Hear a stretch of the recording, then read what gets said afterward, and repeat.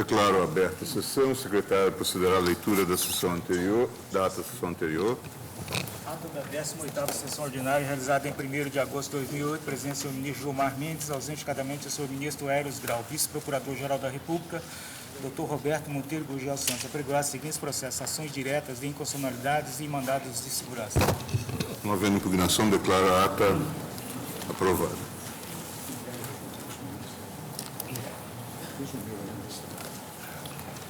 Ministro Celso de Mello. A relatoria de Vossa Excelência, a medida cautelar em arguição de descumprimento de preceito fundamental 144, arguente Associação dos Magistrados Brasileiros, arguente Tribunal Superior Eleitoral, interessados Associação Nacional dos Membros do Ministério Público, CONAMP, Associação Nacional dos Procuradores da República, Partido Progressista.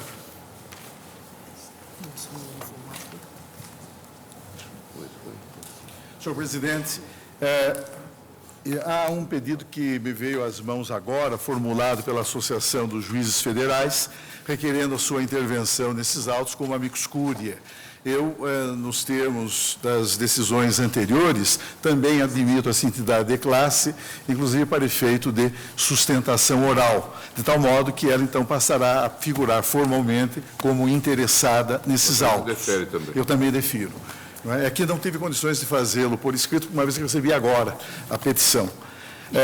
De outro lado, senhor presidente, eu gostaria de, em questão de ordem, propor ao tribunal, estando todos de acordo, inclusive a Associação dos Magistrados Brasileiros e o senhor Procurador-Geral da República, para que hoje nós julgássemos já o mérito da questão, encerrando definitivamente o debate em torno dessa matéria. Eu observo que os órgãos de que emanou a Lei Complementar 64 de 90, tanto quanto o egrégio Tribunal Superior Eleitoral, intervieram formalmente nesses autos, produzindo informações, inclusive discutindo não apenas aspectos pertinentes ao provimento cautelar, mas também debatendo o próprio fundo da controvérsia. Hoje estão presentes a Associação dos Magistrados Brasileiros, por seus ilustres advogados, o eminente Procurador-Geral da República, o eminente senhor Advogado-Geral da União, de tal modo que, se o tribunal concordar, estiver de acordo, e também a Associação dos Magistrados Brasileiros e o senhor Procurador-Geral da República, que poderá, então, antes da leitura do relatório, produzir, ou por escrito ou oralmente, o seu douto parecer, eu, então, proponho, resolvendo a questão de ordem, que o Supremo Tribunal Federal aprecie, em definitivo, a presente arguição de descumprimento de preceito fundamental. Se quiser a proposta... É no sentido, portanto, agora precisamos ouvir o tribunal. Estou de acordo. Zé Carmen. Também eu, senhor presidente. Também. Ministro Macoré. Acho que o ilustre advogado da Associação dos Magistrados Brasileiros também seria interessante que... Senhor presidente, ministro, igualmente de acordo com a proposta, até porque fez chegar também ao Procurador-Geral da República cópia da inicial e do memorial. Pois não. O eminente advogado-geral da União também... que bom. Nesse caso, nós ouviríamos, Sim, então, o eminente Procurador-Geral, que concordar, faria, então, o parecer oral. Estou de acordo e farei imediatamente a manifestação, que depois farei juntar aos autos em forma escrita.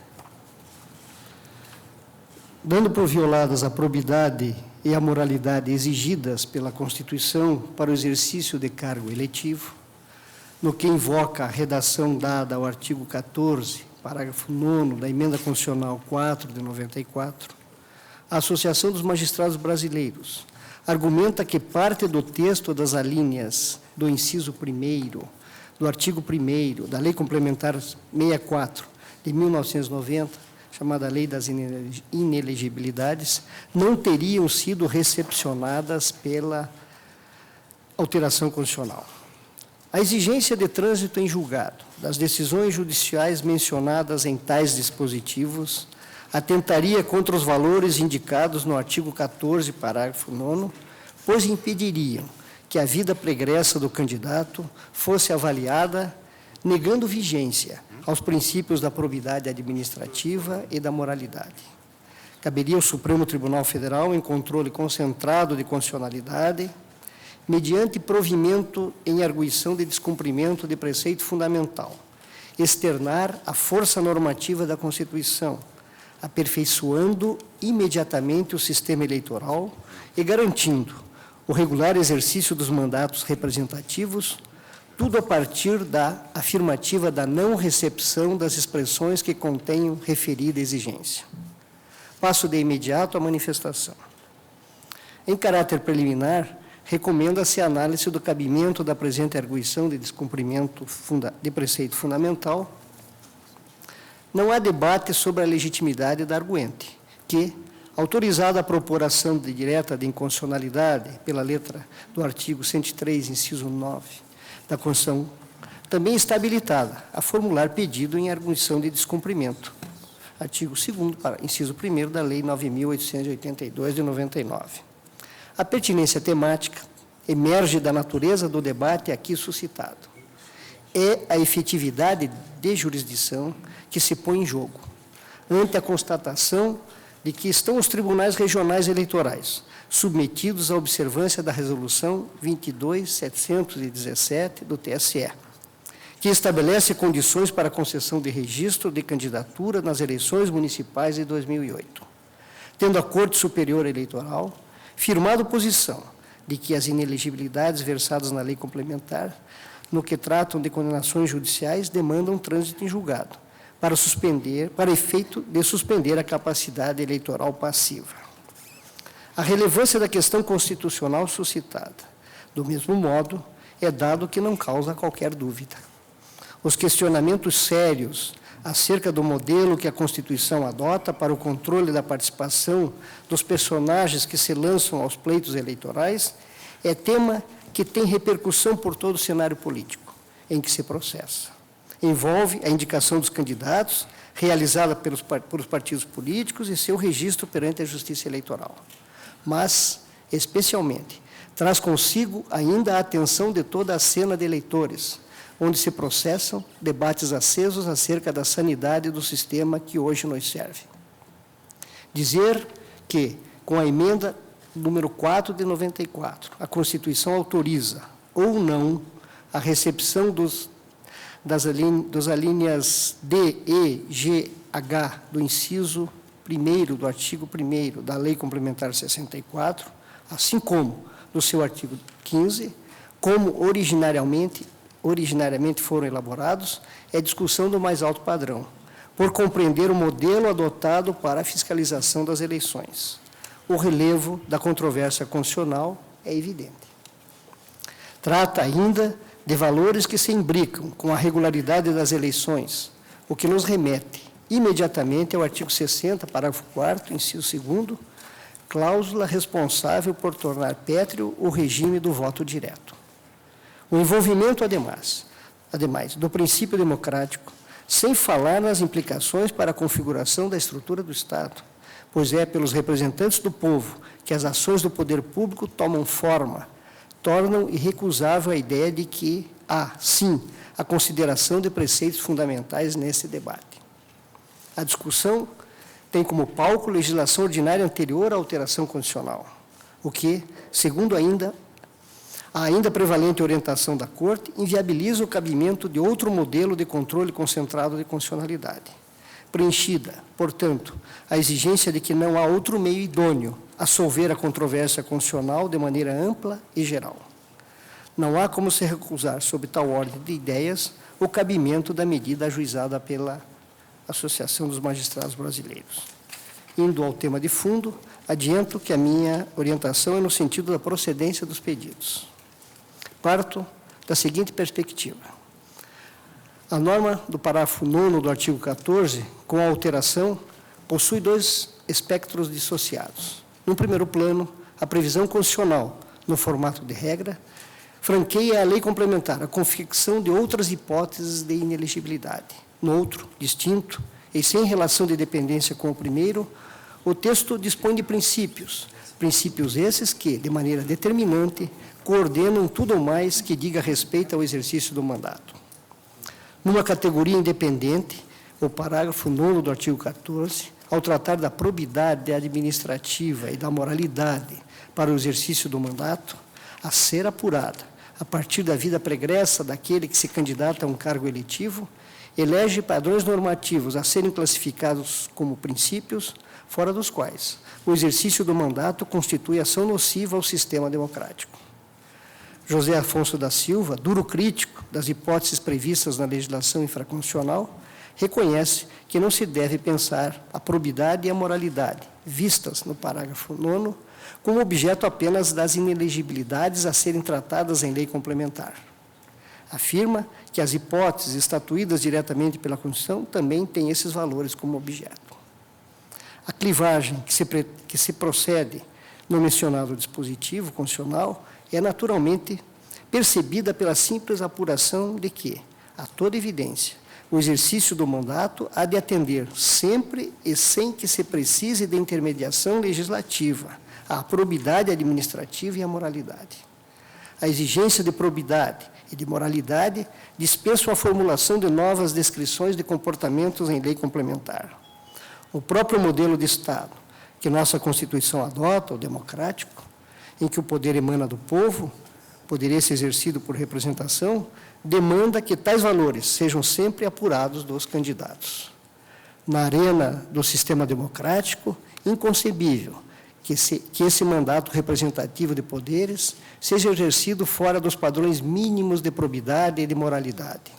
São, portanto, pautas que precedem a alteração constitucional. Mas, dessa precedência, não se tira que a mudança trazida pela Emenda Constitucional 494 não tem eficácia sobre as disposições da Lei Complementar 64, que se ponham em contrariedade a tais princípios, agora explicitados no parágrafo 9º do artigo 14. Pelo contrário, tenho a seguinte percepção sobre a oportunidade da alteração constitucional que, acredito, diz em grande medida com a Lei Complementar 64 e a sua pouca habilidade em lidar, no plano dos fatos, com a preservação da rigidez do modelo de fiscalização adotado. A peça inicial é sagaz ao destacar que o modelo legal organizado pela Lei Complementar 64 é absolutamente ineficaz. Ele está coordenado de maneira a resultar, em todas as frentes que se abram, num desfecho de pouca relevância para o status dos virtuais candidatos. A estreita previsão, em regra, de apenas 3 anos de impedimento à candidatura, somada à exigência de trânsito em julgado das decisões judiciais que venham a condenar o candidato em feitos criminais, eleitorais, em ações civis públicas por ato de improbidade, constituem ambiente propício à manipulação do curso do processo judicial. O sistema judiciário, por inúmeras razões, não tem condições de dar equacionamento tempestivo às pretensões deduzidas em juízo. Não havendo prestação jurisdicional célere, todo o organograma cede. Eleições e mais eleições são realizadas e candidatos, com condenações severas, se perpetuam em nichos políticos pouco permeáveis a implicações dessa ordem. A intercorrência da inelegibilidade, se a tanto se chega, com o curso do mandato, em regra de 4 anos, todas as regras da lei complementar absolutamente inócuas. Esse quadro, apurado não diretamente das disposições da lei complementar, mas da sua confluência com os dados da realidade, evidenciava estado de tal defasagem do modelo que, por alteração constitucional, pretendeu-se alcançar um padrão mais elaborado, dentro do qual o sistema ganhasse mais rigor, em detrimento da opção individual de se pretender um mandato eletivo que não cede, mas se torna mais controlada. Probidade e moralidade a serem verificadas pelo modo de vida que o candidato escolheu. São elementos que integram o modelo. Foram explicitados e, com isso, revolvem imediatamente a ordem legal e infraconstitucional que precedia a alteração. Em boa medida, a ineficácia do sistema foi a razão da emenda, não havendo justificativa alguma que legitime a ideia de exigência de alteração infraconstitucional para que tais valores sejam a ele incorporados. Vale dizer que probidade e moralidade são tomados pela lei fundamental nos seus contextos jurídicos, fora de qualquer leitura casuística ou que segregue personagens da cena política com base em critérios subjetivos. Dentro dessa leitura, e considerando que o agente condenado em definitivo, com trânsito em julgado, por cometimento de delito de natureza criminal, o ato de improbidade, merece, desde logo, o tratamento de ordem constitucional, a lhe suspender os direitos políticos, artigo 15, incisos 3 e 5, parece apropriado pensar nos valores da probidade e da moralidade como um passo anterior. O exercício do mandato, como já teve chance de destacar o ministro Carlos Brito, compreende um plexo diferenciado de prerrogativas, imunidades material e formal e foro diferenciado em vista da função pública, que, em complemento com o propósito mesmo da representação, exige um controle público apurado da vida daquele que se candidata. Não se exige condenação definitiva para fim de negar registro à candidatura por inelegibilidade. Aliás, em repulsa à invocação da violação ao princípio da presunção de inocência, tão facilmente formulado em contrário à tese da eficácia de decisão judicial, ainda que pendente recurso, sobre a capacidade eleitoral passiva, é de se ver que não há imediata relação entre a condenação definitiva e inelegibilidade. Tanto são os casos fora dessa hipótese tratados pela ordem jurídica. Por sua vez, o direito de ser votado, ou melhor, a capacidade eleitoral passiva, não é absoluto. Direito de participação, ainda que tratado como direito fundamental, encontra restrição específica na própria Constituição. O Constituinte estabeleceu que a capacidade de ser votado pode ser restringida quando valores como probidade e moralidade não sejam atendidos pelo candidato. Para o caso, existem estándares explícitos aptos a controlar a restrição. A probidade e a moralidade são prestigiadas quando, em atenção, ao menos a um pronunciamento jurisdicional de mérito. O candidato tem o registro de sua candidatura negado por inelegibilidade. Objetivamente, a manifestação pública do Estado que diz sobre a vida do candidato. Existe um caso tal vindo de órgão independente e legitimado a tanto. A declaração fundada, ainda que sujeita à revisão, de que o réu não atende, por atos de sua vida, a padrões mínimos. Ressalto que a solução aqui propugnada não serve, sob nenhuma hipótese, para considerações que tomem como substância para a declaração de inelegibilidade a mera instauração de procedimentos administrativos, ressalva feita a rejeição de contas pelo Tribunal de Contas, na forma da linha G do inciso 1º do artigo 1º da Lei Complementar 64. Mesmo ações penais privadas, ainda que condenação em primeiro grau, não comportam tal declaração, encerrando a lei complementar um rol adequado de imputações que guardam algum tipo imediato de relação com o exercício do mandato eletivo. É certo, em conclusão, que a mudança vinda com a emenda 494 inseriu explicitamente no modelo padrões de avaliação da vida pregressa do candidato, onde ser considerados a probidade e a moralidade, para efeito de registro das candidaturas, pelo que as exigências formuladas na Lei Complementar 64, na parte em que condicionam apenas ao trânsito em julgado das decisões judiciais, por já estarem contempladas na Constituição como hipóteses de suspensão de direitos políticos, constitui grave lesão a preceito fundamental. Reduzem a eficácia do parágrafo 9º do artigo 14 da Constituição, tirando a força normativa que deve ela ostentar. Por isso, o parecer é pela procedência dos pedidos. Parecer do Procurador-Geral, portanto, é pela procedência do pedido formulado na ADPF. Ouço o ministro Celso de Mello quanto ao relatório. Senhor presidente, trata-se de arguição de descumprimento de preceito fundamental ajuizada pela Associação dos Magistrados Brasileiros, AMB, na qual se postula seja declarada pelo Supremo Tribunal Federal a não recepção de, aspas, parte das alíneas D, E, G e H do inciso 1º do artigo 1º e parte do artigo 15, todos da Lei Complementar 64, de 18 de maio de 1990. Sustenta-se ainda, na presente sede de controle, que, aspas, não pode mais a Justiça Eleitoral ficar obstada a quer diante do entendimento adotado pelo Egrégio Tribunal Superior Eleitoral, no sentido de que não seria auto-aplicável o parágrafo 9º do artigo 14 da Constituição Federal, diga-se e repita-se em apertada maioria. B, quer diante da autoaplicabilidade do parágrafo 9º do artigo 14 da Constituição Federal, em razão de a emenda constitucional de revisão número 4 de 94 ter revogado parte das exigências contidas nas alíneas D, E, G e H do inciso 1º do artigo 1º e no artigo 15, todos da Lei Complementar 64 de 90, quanto ao exercício de sua competência constitucional para promover o exame da vida pregressa dos candidatos.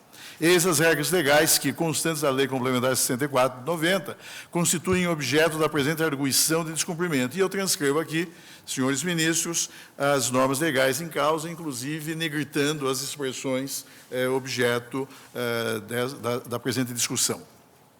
A hora arguente, embora não impugne, e o diz expressamente, a súmula 13 do TSE, questiona, no entanto, a interpretação nela veiculada e que decorreu de sucessivas decisões que o Egrégio Tribunal Superior Eleitoral proferiu a propósito da aplicabilidade imediata ou não do parágrafo 9º do artigo 14 da Constituição, na redação dada pela Emenda Constitucional de Revisão número 4 de 94. O Egrégio TSE, ao formular o enunciado constante da súmula 13, proclamou a indispensabilidade de edição de lei complementar para efeito de conferir aplicabilidade imediata e incidência direta ao parágrafo 9º do artigo 14 do texto constitucional, que assim dispõe. Artigo 14, parágrafo 9º, lei complementar estabelecerá outros casos de inelegibilidade, etc. e tal, a fim de proteger a probidade administrativa, a moralidade para o exercício do mandato, considerada a vida pregressa do candidato, e a normalidade e legitimidade das eleições contra a influência do poder econômico ou abuso do exercício de função, cargo ou emprego na administração direta ou indireta. A súmula 13 do Tribunal Superior Eleitoral consubstancia diretriz no sentido da não auto-aplicabilidade desse preceito da Constituição. Em decorrência da orientação jurisprudencial prevalecente no TSE, firmou-se, então, entendimento, ora questionado nesta sede processual, no sentido de não ser auto-aplicável o conteúdo normativo do parágrafo 9º do artigo 14, na redação que lhe deu a Emenda Constitucional de Revisão 4. A AMB, ao fundamentar a pretensão jurídica ora em exame, assim destacou os aspectos essenciais que dão suporte à presente ADPF.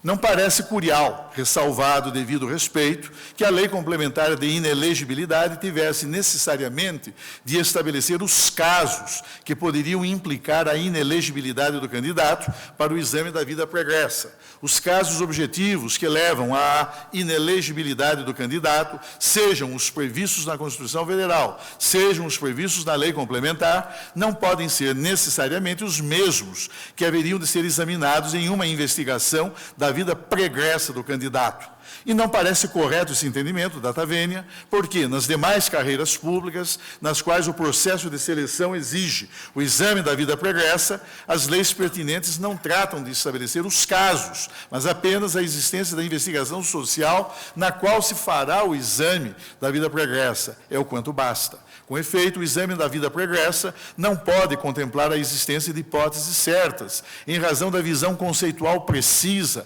da lavra do ministro Félix Fischer, porque ela não se resume a analisar a vida pregressa do candidato quanto às infrações penais que, porventura, tenha praticado. Serve também para avaliar a sua conduta moral e social no decorrer de sua vida, visando aferir o seu comportamento frente aos deveres e proibições impostos ao ocupante de cargo público da carreira policial e de outras carreiras do serviço público não menos importantes.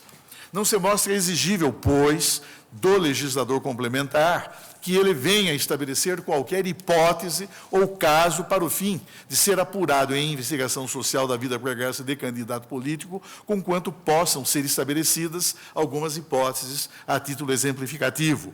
Não há necessidade, pois, de que a lei complementar de inelegibilidade disponha sobre hipóteses que haveriam de ser apuradas na investigação da vida pregressa, porque se trata de uma apuração ampla, impossível de ser reduzida a determinada hipótese, conquanto, reafirme-se, possa a lei vir a estabelecer algumas dessas hipóteses de forma exemplificativa. Ora, se para essas carreiras exige-se, em respeito ao princípio da legalidade, apenas que a lei preveja a existência da investigação social destinada a apurar a vida pregressa do candidato, A forciore, para o caso de candidatos a cargos eletivos, havendo previsão no próprio texto constitucional da investigação social destinada a apurar a vida pregressa destes, não se pode admitir o entendimento do egrégio TSE da Tavênia de que a norma do parágrafo 9º do artigo 14 da Constituição Federal não seria autoaplicável. Cuida-se de norma de eficácia plena e não de eficácia contida, porque o legislador complementar haverá apenas de reproduzir no seu texto aquilo que já está contido no texto constitucional, uma vez que não parece razoável supor que seria necessário ao legislador complementar vir a definir os casos de inelegibilidade passíveis de serem apurados na investigação social destinada a apurar a vida pregressa do candidato.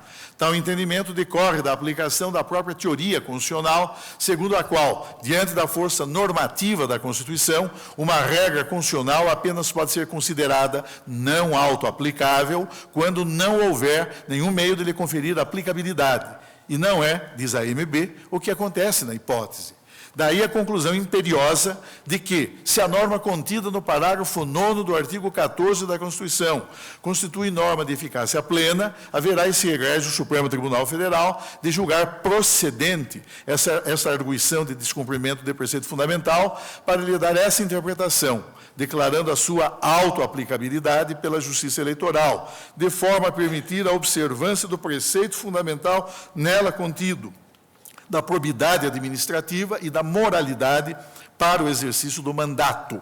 Com efeito, a autoaplicabilidade do parágrafo 9º do artigo 14 da Constituição Federal pode ser considerada igualmente a partir do momento em que se verifica que a exigência prevista na lei de inelegibilidades, pertinente ao trânsito em julgado de decisões condenatórias dos candidatos, não foi recepcionada pelo texto desse dispositivo constitucional após a emenda constitucional de revisão número 4 de 94. Sustenta, nesse quadro igualmente relevante, a AMB que a exigência do trânsito em julgado das decisões mencionadas nas alíneas D, E e H do inciso 1º do artigo 1º, B, a ressalva quando a questão houver sido ou estiver sendo submetida à apreciação do Poder Judiciário, ressalva mencionada na linha G do inciso 1º do artigo 1º, C, bem ainda, a exigência de que tenha transitado em julgado a decisão mencionada no artigo 15,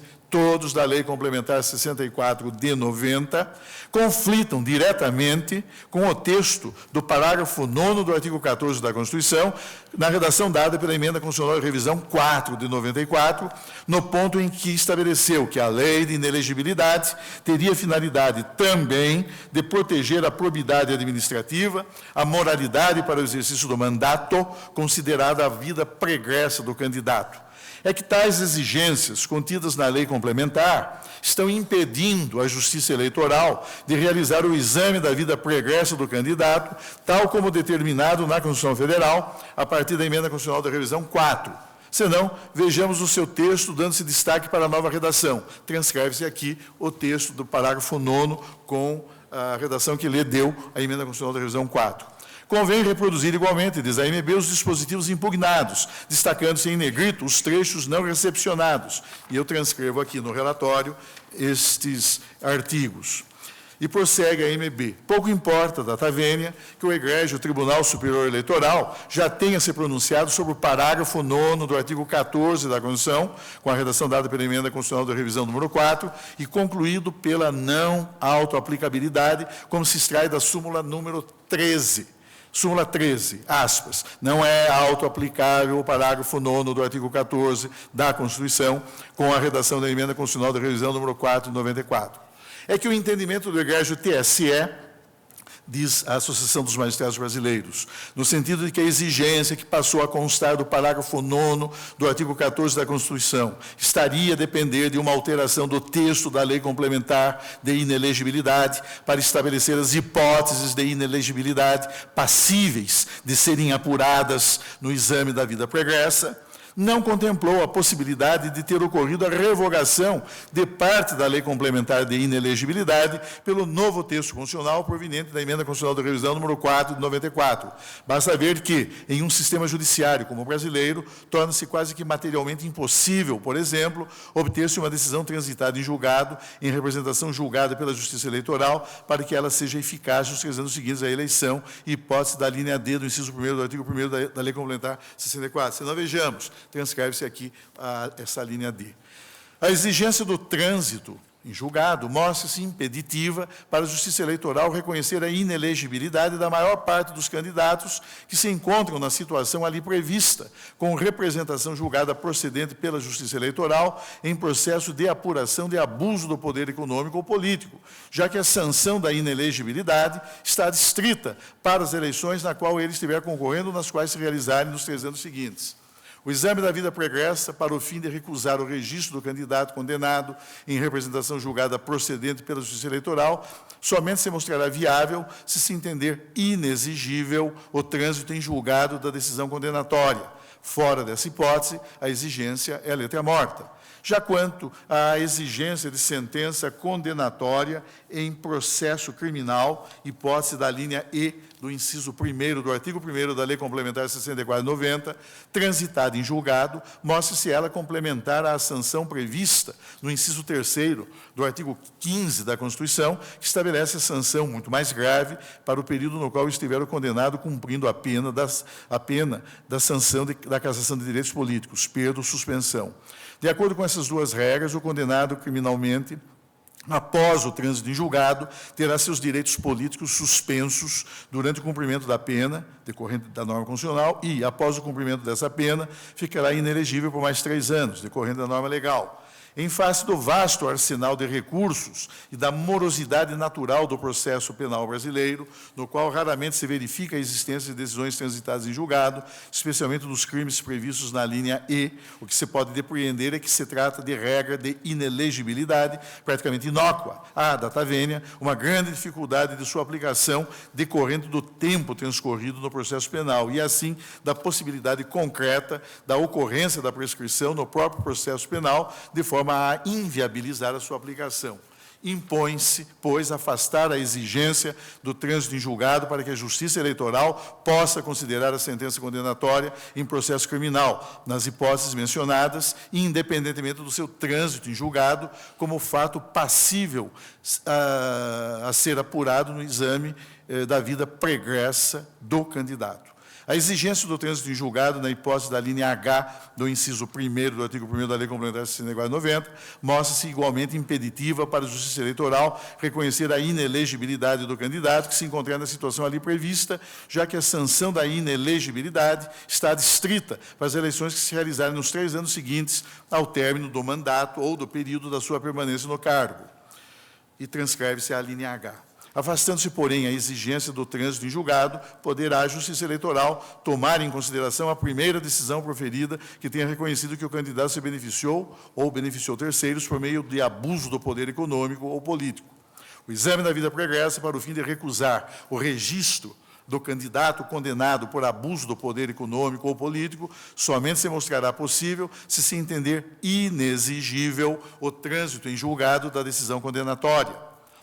Outra regra que conflita com os preceitos fundamentais da probidade administrativa e da moralidade para o exercício do cargo é a contida na linha G, no ponto em que ressalva aqueles candidatos que, tendo tido suas contas rejeitadas por irregularidade insanável ou por decisão irrecorrível do órgão competente, do Poder Legislativo ou do Poder Executivo, tenham submetido tais decisões à apreciação do Poder Judiciário. Se não, vejamos, transcreve-se aqui a linha G.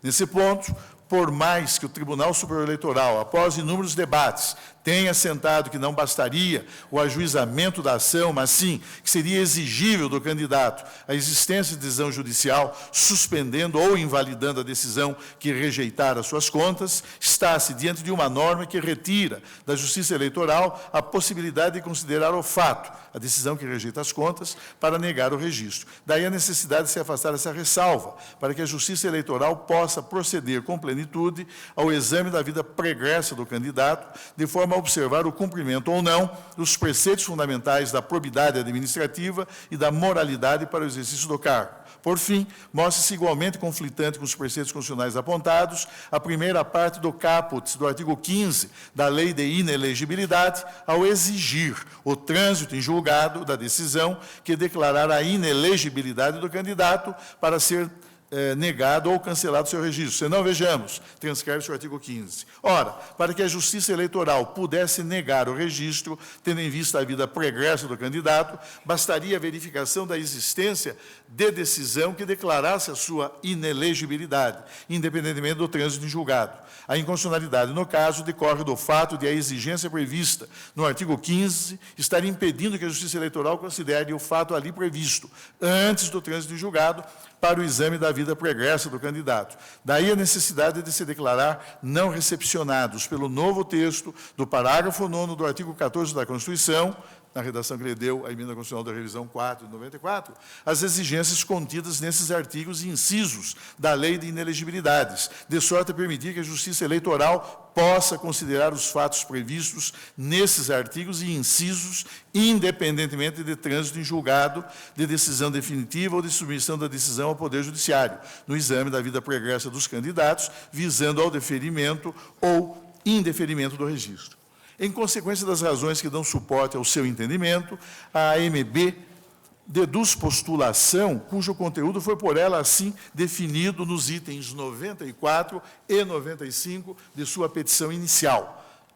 Aspas. Requer a Associação dos Magistrados Brasileiros se digne esse egrégio Supremo Tribunal Federal julgar esta ação procedente para determinar a todos os juízos eleitorais de qualquer instância que observem a autoaplicabilidade da norma do parágrafo 9º do artigo 14 da Constituição, na redação dada pela Emenda Constitucional da Revisão 4, bem ainda a ocorrência da revogação das condições a seguir mencionadas, de forma a viabilizar exame da vida pregressa dos candidatos a cargos eletivos. A exigência do trânsito em julgado das decisões mencionadas nas alíneas D, E e H do inciso 1º do artigo 1º. B, a ressalva quando a questão houver sido ou estiver sendo submetida à apreciação do Poder Judiciário, mencionada na linha G do inciso 1º do artigo 1º. C, bem ainda a exigência de que tenha sido transitada em julgado a decisão mencionada no artigo 15, todos da Lei Complementar 64 de 90.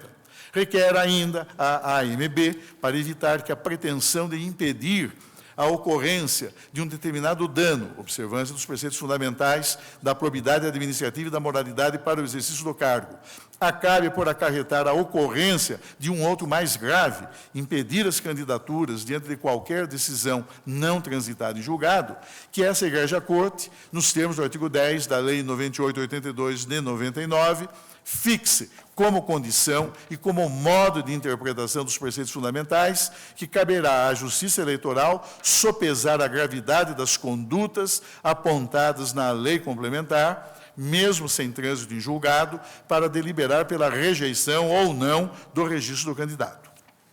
Fecha aspas.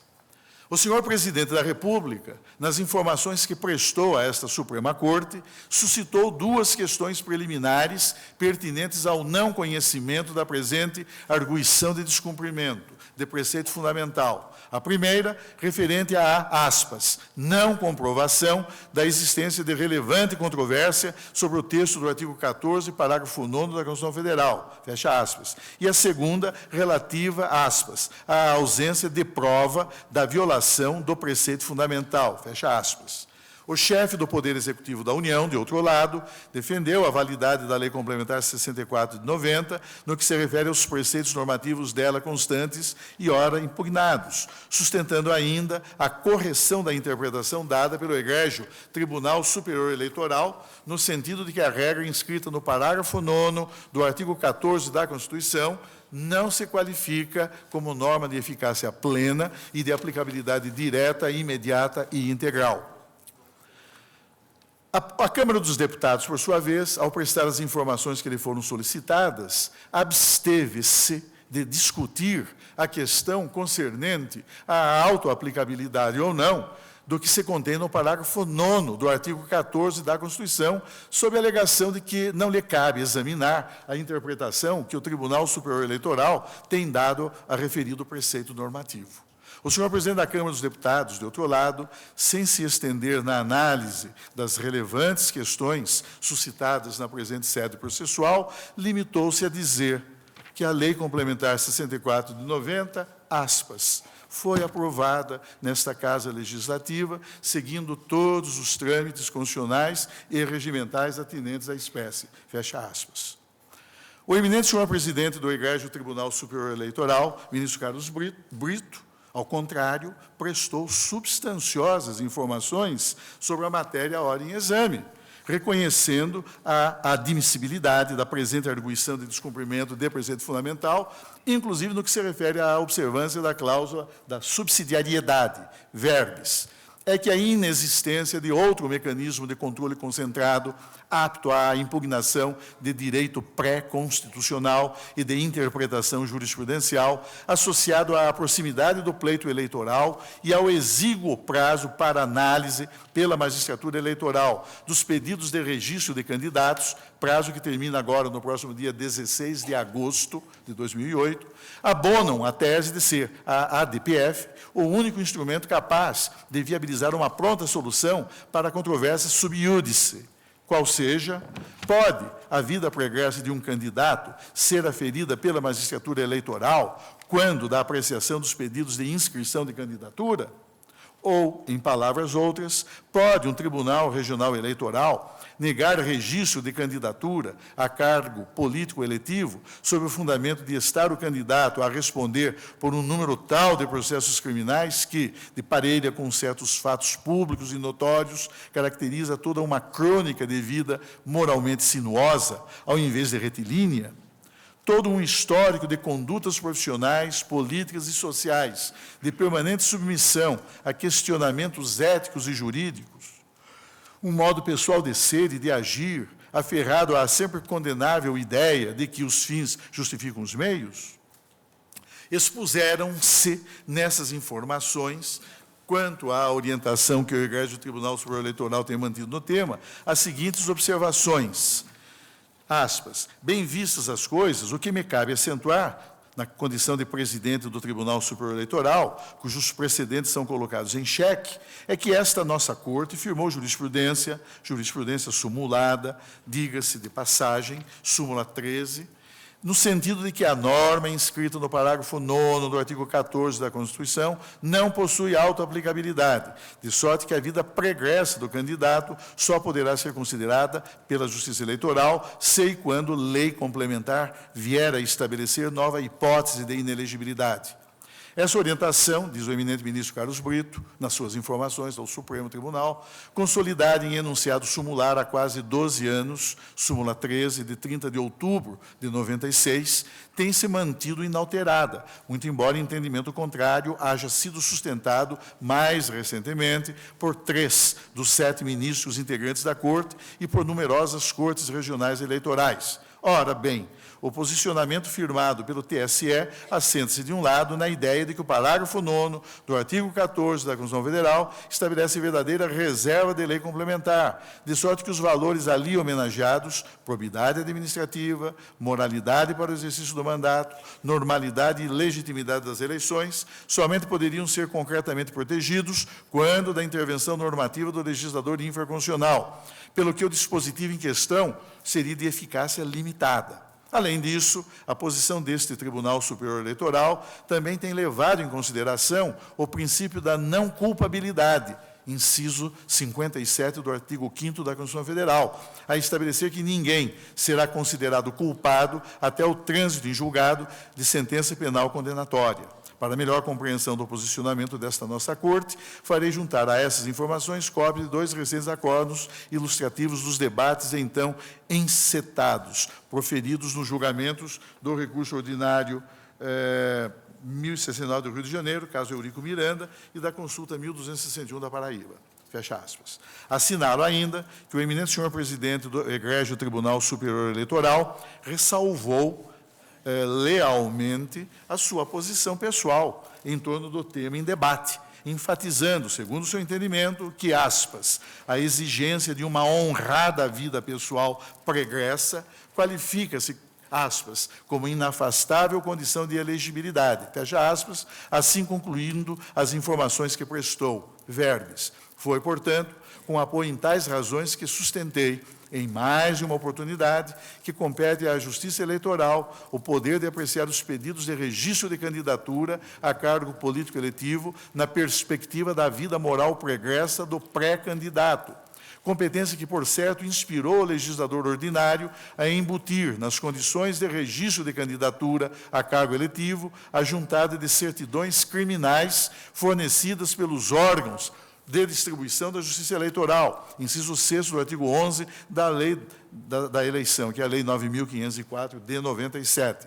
Cabendo aos órgãos desse ramo do Poder Judiciário, também, por certo, dizer se, em face da natureza e da quantidade de eventuais processos criminais contra o requerente, aliadamente a outros desabonadores fatos públicos e notórios, fica suficientemente revelada uma vida pregressa, incompatível com a dignidade do cargo em disputa.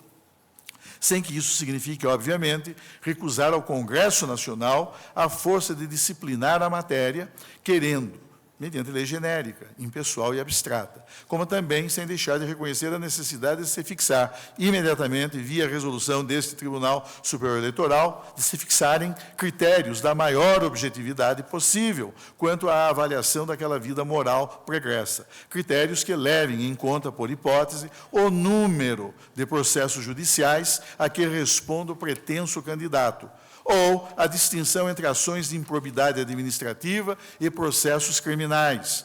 Também, assim, a circunstância de já haver condenação em primeira ou em segunda instância, ainda que pendente de recurso. Enfim, conclui o eminente ministro Carlos Brito, a concomitância desse ou daquele passivo processual com toda uma ambiência social de notória má fama do pré-candidato nos domínios da ética. Fecha aspas. O eminente senhor presidente do Senado Federal também encaminhou, no encerramento do expediente judiciário de ontem nesta Corte, às 18h59, as suas informações, nas quais, depois de suscitar duas questões preliminares, aspas, inadmissibilidade de impugnação de súmula, fecha aspas, e, aspas, ausência de impugnação a todo o conteúdo normativo, fecha aspas, veiculado na Lei Complementar 64/90, pronunciou-se quanto ao mérito pela improcedência da presente arguição de descumprimento do preceito fundamental. O eminente senhor Procurador-Geral da República, em douto parecer pronunciado oralmente nesta sessão plenária, reconheceu a admissibilidade da presente arguição de descumprimento do preceito fundamental e a legitimação ativa da Associação dos Magistrados Brasileiros, manifestando-se, quanto ao mérito, pela procedência dos pedidos. Registro, finalmente, senhor presidente, que admiti como amici curiae a Associação Nacional dos Membros do Ministério Público, CONAMP, a Associação Nacional dos Procuradores da República, a ANPR,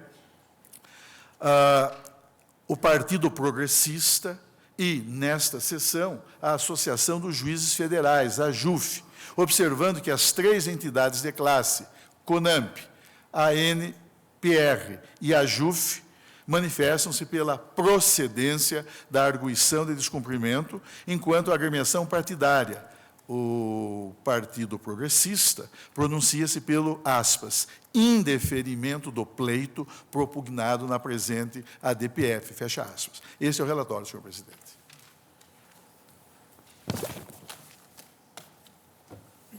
Pela arguinte, Associação dos Magistrados Brasileiros, falará o doutor Alberto Pavio Ribeiro. Excelentíssimo senhor presidente, egrégio tribunal, eminente procurador da República.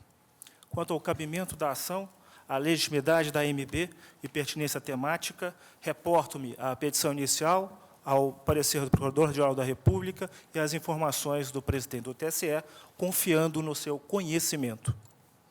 Antes de adentrar ao mérito, devo lembrar voto proferido pelo eminente ministro Carlos Veloso, nessa Corte, no julgamento do mandado de segurança 25.458, tratando da constitucionalidade do artigo 41A, no ponto em que determinou sua eficácia imediata, sem necessidade de aguardar-se o trânsito em julgado. Disse o ministro Veloso: sabe Vossa Excelência por que veio esse dispositivo? Porque o dispositivo da Lei Complementar 64 é uma vergonha. É a lei dando com uma mão e tirando com a outra, em favor daqueles que praticam irregularidades na política. Digo em favor, porque vira uma brincadeira esperar o trânsito em julgado. Falava o ministro Veloso sobre o artigo 15 da Lei Complementar.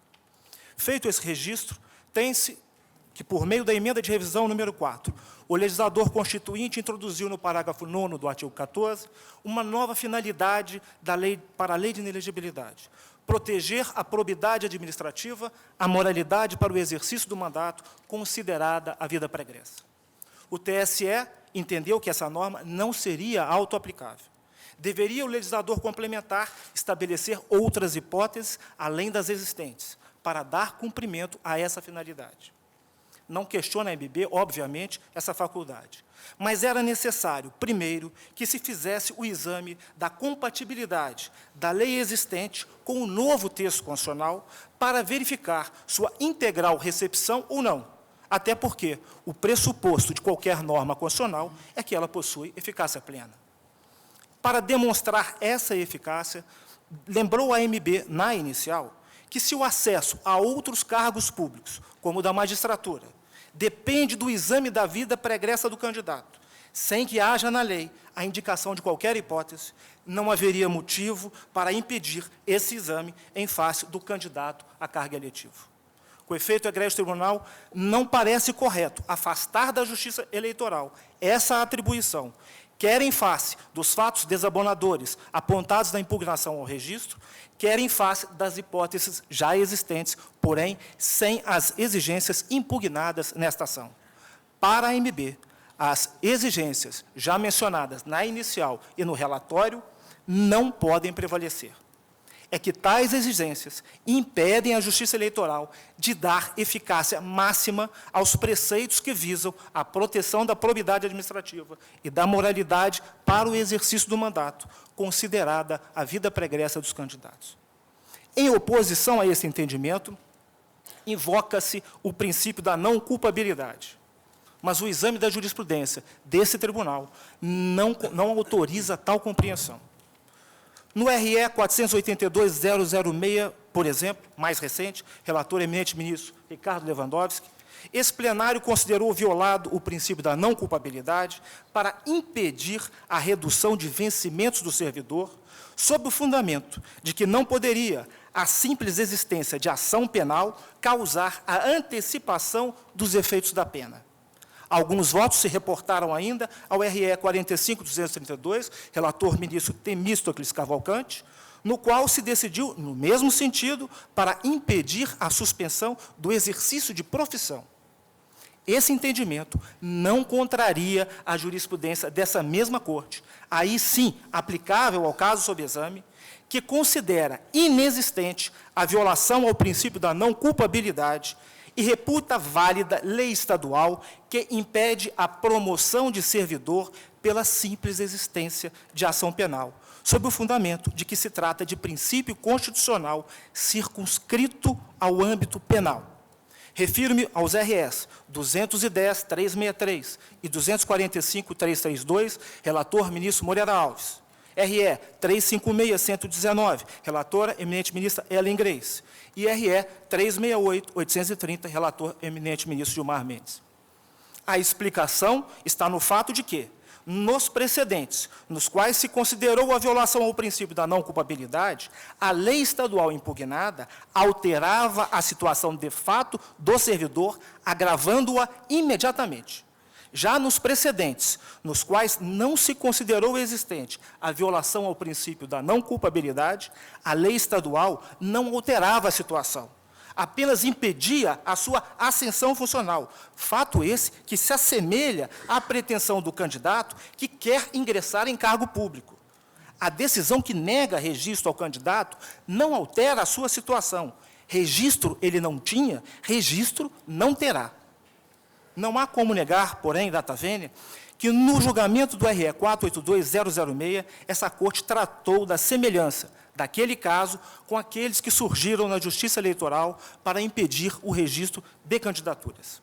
A leitura, porém, dos votos dos eminentes ministros Celso de Mello e Marco Aurélio não deixa dúvida de que se referiram à hipótese específica da linha N do inciso 1 do artigo 1º da Lei Complementar número 5 de 70, que no passado havia sido considerada inconstitucional pelo TSE e constitucional por esse tribunal, no ponto em que estabelecia como causa de inelegibilidade o mero recebimento da denúncia. Aqui, no entanto, o deferimento da pretensão deduzido na ADPF, não reestabelecerá tal modalidade de inelegibilidade. Basta ver a Egrégia Corte que o entendimento acolhido por esse Supremo Tribunal Federal, quer na corrente vencedora, quer na corrente vencida, quando declarou a constitucionalidade da linha N da Lei Complementar número 5, é favorável à pretensão deduzida na ADPF, já que, naquela época, discutiu-se apenas a constitucionalidade do recebimento da denúncia como causa de inelegibilidade. Não se cogitou de qualquer declaração de inconstitucionalidade da sentença sem trânsito em julgado como causa de inelegibilidade. Tanto é assim que, após a alteração da linha N pela Lei Complementar número 42 de 82, estabelecendo como causa de inelegibilidade apenas a sentença condenatória, sem trânsito em julgado, tanto o TSE como essa Corte reconheceram a validade constitucional do dispositivo sem cogitar de qualquer ofensa ao princípio da não culpabilidade. Trato da inconstitucionalidade parcial agora da linha E. Ela estabelece a inelegibilidade para os 3 anos seguintes ao cumprimento da sentença penal condenatória.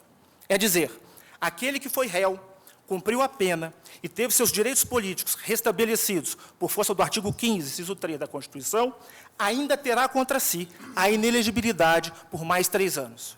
Indague-se, teria a lei de inelegibilidade ampliado os efeitos da sanção penal? Tanto o TSE como esse Supremo Tribunal Federal já afirmaram que não, que a lei complementar pode estabelecer qualquer fato decorrente da ação penal, sem que isso implique a ampliação da pena. Até porque, como disse o ministro Sepúlveda Pertence, em precedente indicado no memorial, inelegibilidade não é pena. Acresce que, por meio da ADIM, número 1493, o PMDB pretendeu declarar a inconstitucionalidade da linha E sob o fundamento de que ela não poderia ter suporte no parágrafo 9º do artigo 14 com sua redação originária, mas apenas com a redação dada pela emenda número 4, que era posterior à lei complementar. E aí, permitam vossas excelências, é necessário lembrar que esse plenário rejeitou a alegação de inconstitucionalidade exatamente sob o fundamento de que o novo texto do parágrafo 9º do artigo 14 era autoaplicável, tinha de ser observado. Ora, se ele é autoaplicável para o fim de se considerar válida a inelegibilidade pelos 3 anos seguintes ao exaurimento da sanção penal, terá de ser autoaplicável para o fim de afastar a exigência do trânsito em julgado da decisão condenatória criminal como causa de inelegibilidade. Trato agora da inconstitucionalidade parcial da linha D. A linha D refere-se à decisão proferida em representação julgada procedente pela Justiça Eleitoral em processo de apuração de abuso de poder econômico ou político. Ora, a exigência de que decisão dessa natureza, proferida após o exercício do amplo direito de defesa, tenha de transitar em julgado para constituir causa de inelegibilidade, contraria claramente a exigência de que a lei complementar visará a proteção da probidade administrativa e da moralidade para o exercício do mandato. Afinal, haverá uma decisão da própria Justiça Eleitoral, afirmando que o candidato agiu com abuso de poder econômico ou político. Esse fato impede que seja considerado como possuidor da vida pregressa e irretocável. Trato agora da inconstitucionalidade parcial da linha H. A hipótese é pertinente a determinados agentes políticos que tiverem beneficiado, a si ou terceiros, pelo abuso do poder econômico ou político apurado em processo, vale dizer, em processo não eleitoral, como as ações de improbidade, popular ou civil pública. Ocorre que que, a partir do julgamento do RESP 18.128, ocorrido em setembro de 96, entendeu o TSE que somente as condutas que tivessem a finalidade eleitoral é que poderiam ser tidas como causa de inelegibilidade. Tomou-se, naquele momento, como premissa, o texto do parágrafo 9º do artigo 14, sem os acréscimos da emenda número 4, até porque o TSE sempre a considerou não autoaplicável. Tivesse o TSE tomado por premissa o texto já com os acréscimos e, certamente, não teria restringido o alcance da inelegibilidade da alínea H aos casos com a finalidade eleitoral. Afinal, para atender à determinação da lei de inelegibilidade, quanto ao fim de proteger a probidade administrativa e a moralidade para o exercício do mandato, bastaria a existência da decisão condenatória, sem a exigência do trânsito em julgado ou da finalidade eleitoral. Trato agora da inconstitucionalidade da ressalva da linha G. A hipótese é pertinente à ressalva de que a inelegibilidade resultante da decisão que rejeita as contas do agente público poderia ser afastada pelo simples fato de estarem sendo discutidas no Poder Judiciário. Pouco importando a interpretação que lhe vem sendo dada, o que é relevante é que tal ressalva subtrai da Justiça Eleitoral a competência para examinar a decisão que tiver rejeitado as contas do candidato para declarar sua inelegibilidade. Daí a pertinência do voto do ministro Célio Borja, em julgamento ocorrido em 1990 perante o TSE, em face de recurso que apontava faltar competência à Justiça Eleitoral para examinar a idoneidade da ação eventualmente proposta para impugnar decisão de rejeição de contas. Disse o ministro Célio Borja, aspas, repreendem-me os doutos patronos do embargante por me haver arrogado competência de juiz da causa na justiça comum de declarar a inépcia da inicial. E prosseguiu, a inépcia para fins de direito eleitoral, só a justiça especializada pode proclamar, ressalvado o poder do Supremo de controlar-lhe as decisões em temas constitucionais. Acolher a repreensão dos nobres e doutos advogados do embargante equivaleria a declinar indevidamente da competência própria desta Justiça, da União, para a estadual absolutamente incompetente, racione a matéria. Fecho aspas.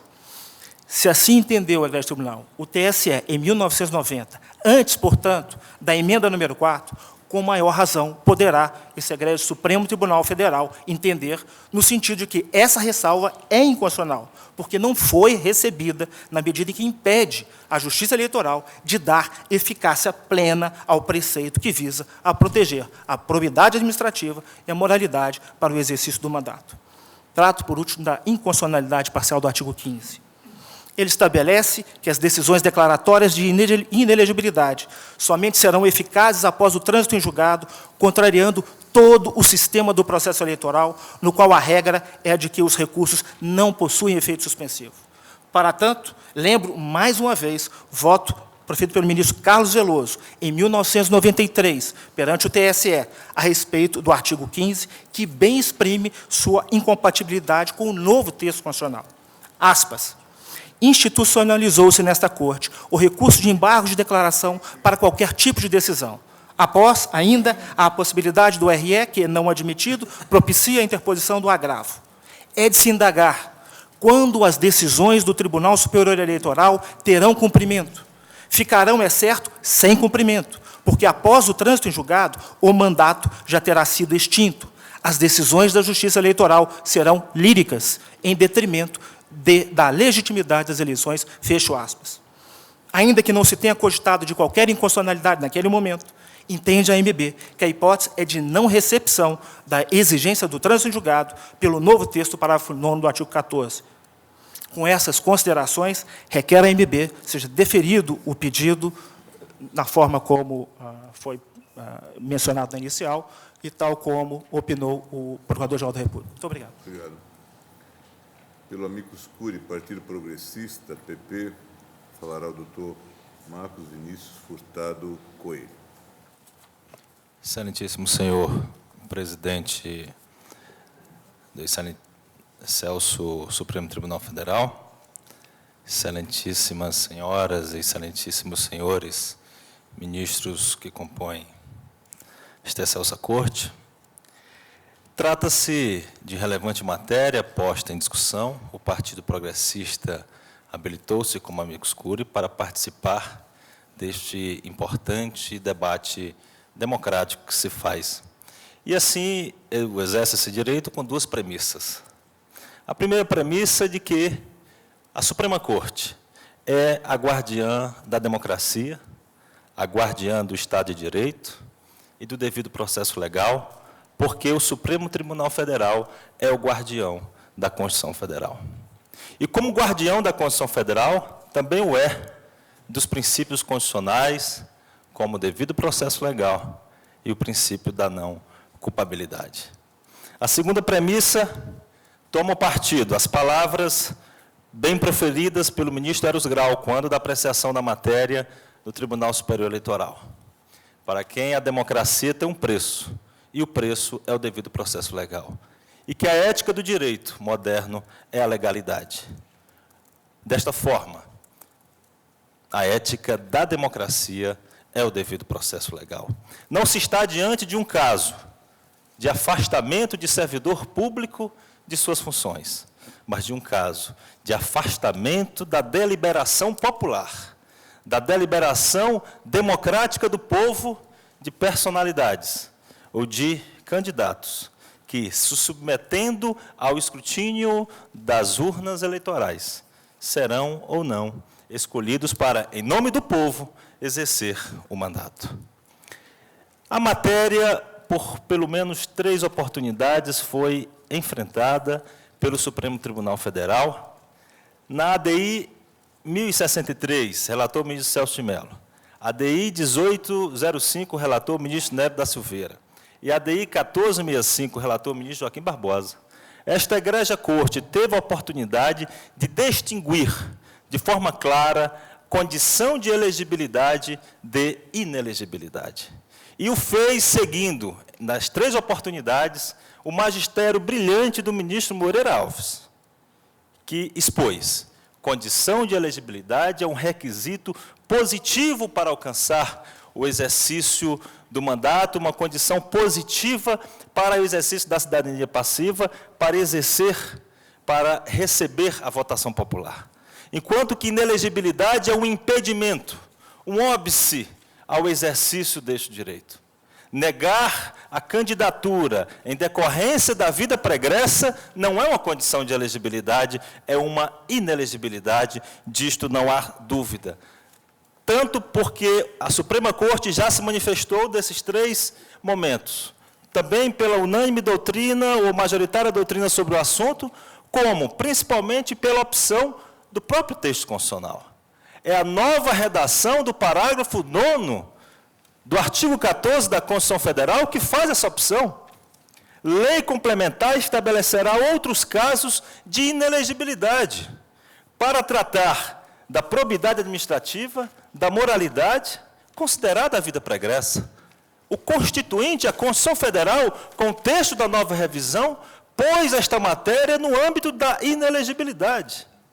E, ao fazê-lo, o pôs na cláusula de reserva de lei complementar.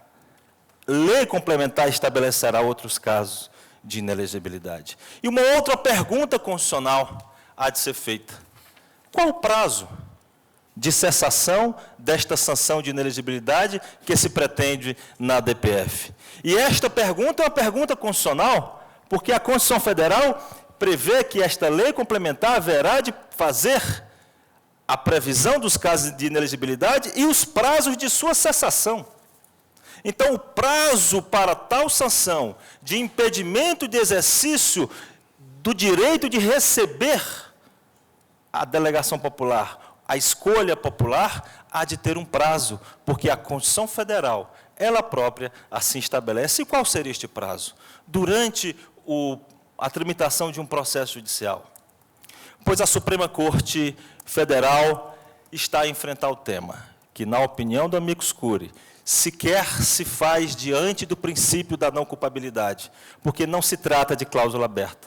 A Constituição Federal expressamente prevê que se faz necessário uma lei complementar, e a lei complementar existente não exige exige o trânsito em julgado não permite a inelegibilidade apenas pelo fato de responder a um processo penal.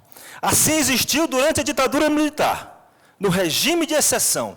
Apenas por isso já seria uma matéria a ser considerada com absoluta cautela por todos os que devem defender o Estado de Direito. Essa Suprema Corte é a guardiã da Constituição, a guardiã do Estado de Direito. E na ADI 1063, firmou a unanimidade sobre o relatório do excelentíssimo ministro Celso de Mello, que, abre aspas, o poder de inovar o sistema normativo em caráter inaugural constitui típica função da instituição parlamentar. Não é possível ao STF criar outra regra legal substancialmente divorciada do conteúdo material que lhe deu o próprio legislador. É a hipótese que se tem. A matéria está regulamentada. Se houvesse, como na ditadura militar, como no regime de exceção, a previsão por lei complementar de que bastaria o recebimento de uma ação penal para afastar da vida pública um cidadão, para lhe negar a cidadania passiva, a matéria poderia ser enfrentada à luz do princípio da não culpabilidade. Mas este não é o caso presente. No atual momento da vida nacional, o Poder Legislativo, exercendo a sua prerrogativa de representante do povo na função típica de legislar, fez a opção de exigir o trânsito em julgado, não apenas no que tange a ação criminal, como também na ação de improbidade administrativa, no artigo 20. O Supremo Tribunal Federal, na opinião do amicus curiae, há de ter a devida cautela com relação aos excessos que se pratica com a judicialização costumeira da política, com o ativismo judicial ilimitado. O ativismo judicial é bem-vindo, constrói evoluções, mas o ativismo ilimitado, com a tutela excessiva do Estado sobre a sociedade, retira a autonomia da sociedade, diminui os espaços públicos de deliberação política e não colabora com a democracia, com a construção do Estado de Direito. Numa democracia, o judiciário há de preservar os espaços de deliberação pública e há também de garantir os procedimentos para que tais deliberações sejam feitas de maneira segura. É dizer, o povo possui a capacidade de governar seu destino. Numa democracia, o princípio majoritário há ainda de ser regra. Deferir a pretensão da DPF seria subverter o princípio da não culpabilidade em princípio da culpabilidade. Respondendo a processo, tornar-se-ia presumido culpado até que houvesse sentença penal transitada em julgado, afastando o cidadão da vida pública nacional. O ministro Ari Pagengler, relator da matéria no Tribunal Superior Eleitoral, de forma muito sábia, asseverou que reconhece-se uma sociedade civilizada pela atenção que ela dá ao devido processo legal. É o que o amicus curiae, Partido Progressista, nesse momento, está a propugnar a esta excelsa corte. E também aduzir que o termo ficha suja, que se convencionou utilizar em nosso país, é um termo preconceituoso, um termo autoritário, que transforma um réu de um processo em algo demoníaco. O réu de um processo em alguém culpado, bastando, portanto, a denúncia e a condenação. Como se o processo fosse um instrumento de opressão do Estado, quando se sabe que o processo, na realidade, é a garantia do cidadão contra esta mesma opressão do Estado. Para assegurar o devido processo legal, a autoridade da Constituição Federal, a separação dos poderes, o Partido Progressista propugna a excelsa Corte que, em atenção a tais postulados, inclusive do princípio da função típica do Poder Legislativo de inovar na matéria normativa em nosso país, como também, de forma subsidiária, o princípio da não culpabilidade, requer o indeferimento da arguição ora em debate. Muito obrigado. Pela Advocacia Geral da União, falar o ministro José Antônio Dias Toffoli. Senhor presidente, senhoras ministras, senhores ministros, senhor procurador-geral da República, nobres colegas que assomaram à tribuna, senhoras e senhores. A Advocacia Geral da União e o presidente da República apresentaram manifestação no sentido da improcedência da ação, não sem antes reconhecer em suas manifestações as relevantes razões e argumentos trazidos pela associação proponente. Gostaria aqui, inicialmente, senhor presidente, e me dirigir ao ministro relator, foram levantadas duas preliminares e gostaria, de nome do presidente e da advocacia, de abrir mão delas, porque a primeira, que diz respeito à inexistência de relevante controvérsia, está superada em razão de decisões que a Justiça Eleitoral tomou em registro de candidaturas ao longo do mês de julho, já posteriormente, portanto, às manifestações protocoladas pela Presidência da República e pela Advocacia, ou seja, a controvérsia realmente existe e, nesse sentido, entendemos que compete realmente à Suprema Corte dirimir essa controvérsia em razão das eleições que se avizinham. A segunda preliminar, de ausência de comprovação de preceito fundamental atingido pelo ato atacado, se confunde com o mérito. E, dessa forma, entendemos, então, que está prejudicada e imprópria essa preliminar. Então, abrimos mão da análise das duas preliminares e passamos, então, a enfrentar o tema. O tema é de conhecimento público, é algo que está aí aos olhos da nação e, principalmente, quando envolve a questão eleitoral. Eu gostaria aqui, até porque a inicial, ela fala de autoaplicabilidade da norma, que é algo que vem lá da teoria do José Afonso da Silva, que todos conhecemos.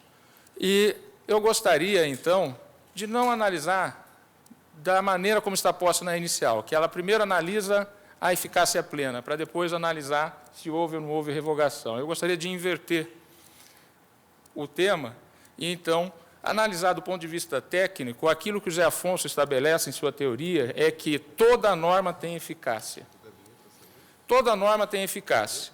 E a eficácia imediata de toda norma, qual é? A de revogação daquilo que o ordenamento jurídico anterior seja com ela incompatível.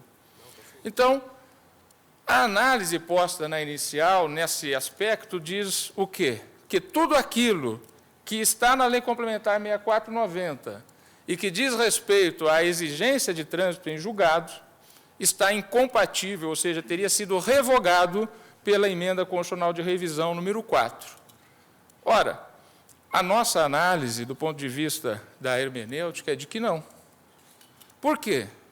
Porque quando a Emenda Constitucional número 4 estabeleceu a nova redação para o parágrafo 9º do artigo 14, introduzindo os elementos de proteção, abro aspas, probidade administrativa, moralidade para o exercício do mandato, considerada a vida pregressa do candidato, fecho aspas, ela o fez estabelecendo que isso deveria ser levado em conta pelo legislador complementar, pelo legislador, portanto, que estabeleceria qual é o critério de proteção para a defesa desses bens jurídicos que são necessários ser protegidos, sim, que é a defesa da probidade e de se levar em consideração a vida pregressa daquele que vai concorrer a um mandato popular. Ora, vamos verificar. Exigir o trânsito julgado de uma condenação é um critério? É um critério. Sem dúvida nenhuma, é um critério. É um critério que é o critério da Lei Complementar 6490. Ou seja, não podemos dizer que a Emenda Constitucional número 4, ao introduzir tal elemento ao parágrafo 9º do artigo 14, revogou a Lei Complementar 6490, porque a Lei 6490 é totalmente compatível como critério de legislação para o tema. Até porque é um critério que privilegia o princípio da inocência. É um critério que privilegia o princípio da inocência. Ou seja, a legislação complementar vigente é de todo compatível de acordo com a teoria que a inicial avoca. e que essa Suprema Corte já aplicou em muitos outros julgados, que é a teoria de eficácia plena, eficácia contida, eficácia limitada das normas jurídicas. Portanto, não vemos aonde que pode se alegar que, como está no pedido final, as palavras trânsito em julgado presentes em determinadas alíneas citadas na inicial estariam revogadas ou seriam incompatíveis com o texto do parágrafo 9º do artigo 14, na forma como lhe deu a redação a emenda constitucional de revisão número 4. Indo à técnica, a resposta para a questão formulada pela inicial é desenganadamente não. Não quero aqui entrar na discussão do princípio da inocência de maneira absoluta ou não, e se seria possível ou não alterar isso para, ao invés de trânsito em julgado, uma condenação de primeira instância ou uma condenação em tribunal regional. Porque essa questão é a questão que se coloca para a resposta, no nosso entender, a questão da autoaplicabilidade ou não. Que é, também no nosso entendimento, a de que não é autoaplicável. Por quê? Porque esse critério de se alterar o critério trânsito em julgado para algum outro critério, sentença de primeiro grau, sentença em tribunal, é um critério que é da competência do Congresso Nacional. Congresso Nacional este, que foi o mesmo que editou a emenda constitucional de revisão número 4, curiosamente com um quórum muito maior do que aquele para se fazer a lei complementar, dado que é matéria de reforma constitucional. Ou seja, se o Congresso Nacional quisesse ter alterado aquele critério, que é compatível com o texto atual, ele o teria feito por lei complementar, não o fez. Se a associação requerente entende que há alguma omissão do Congresso Nacional em tratar desse tema, o procedimento judicial teria que ser outro, um mandado de injunção, para se atacar, então, a eventual omissão do legislador em se fazer uma revisão da Lei Complementar 64/90. E havia, então, não seria a arguição de descumprimento de preceito fundamental no nosso entendimento. As razões que a entidade proponente da arguição aventa de que a prevalecer as exigências de trânsito em julgado para o caso das inelegibilidades daquelas alíneas impugnadas leva à possibilidade de ineficácia de decisões judiciais, data vênia, não podemos concordar. Basta lembrar que o Tribunal Superior Eleitoral, nos últimos 10 ou 12 anos, já cassou 2 governadores de Estado e apearam do mandato 2 governadores de Estado, um senador da República, cerca de uma dezena de deputados federais, mais de uma centena de prefeitos e centenas de vereadores. Ou seja, a eficácia da justiça eleitoral é algo de orgulho para todo o sistema judiciário brasileiro e para a própria nação brasileira. O Poder Judiciário Eleitoral funciona de maneira célere e o sistema funciona. A crítica de que a lei impede a possibilidade de se afastar pessoas de cargos públicos ou de impedir que elas concorram a cargos públicos, porque é necessário o trânsito em julgado, ela tem que ser olhada também com a devida parcimônia, em razão dos números que o histórico do Tribunal Superior Eleitoral e de toda a Justiça Eleitoral demonstram. A Justiça Eleitoral não tem sido tolerante com aqueles que tenham praticado algo contra a probidade administrativa, contra a igualdade da disputa do pleito. E a história e os números colocados demonstram isso. Vossas Excelências aqui, praticamente todos já tomaram assento no Tribunal Superior Eleitoral e conhecem do que estou falando muito melhor do que eu. Ou seja, o sistema funciona. A crítica enviesada da inicial há de ser repelida, há de que o sistema não funciona. O sistema funciona e é elogiável, sim. E funciona bem.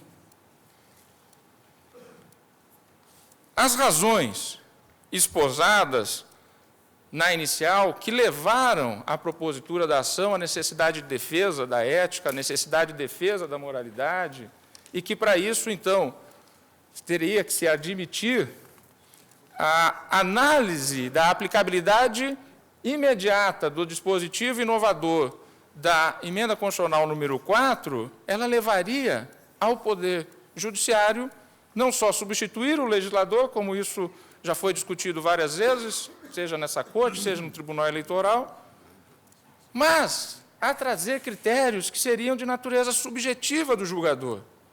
Porque, evidentemente, que não é só essa Corte que virá julgar questões eleitorais. É todo um sistema. São inúmeras as comarcas eleitorais no Brasil inteiro.